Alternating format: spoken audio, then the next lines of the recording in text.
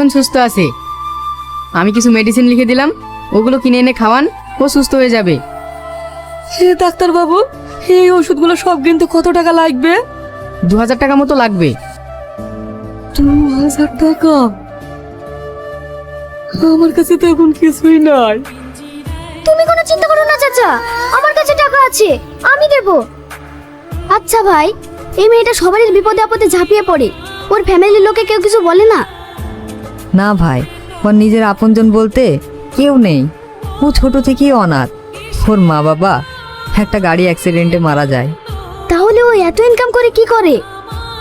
ও যা ইনকাম করে তা গ্রামের যত দরিদ্র মানুষ আছে সবার মাঝে ভাগ করে দেয়। নিজের ও তুহিনাকে ভালোবাসে। কি?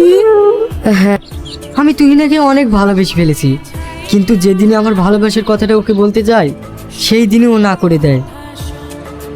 আর এই দিকে আমাকে বাড়িতে বিয়ের জন্য চাপ দিচ্ছে। আমি যদি তুহিনাকে না পাই, আমি বাঁচবো না। আমি কিছু একটু করে ফেলবো।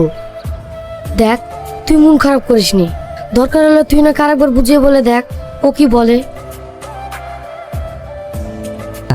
আমি তোকে একটা শেষবারের মতো কথা বলতে চাই। কি কথা বল? আমার বাড়ি থেকে অন্য জায়গায় বিয়ে ঠিক করেছে।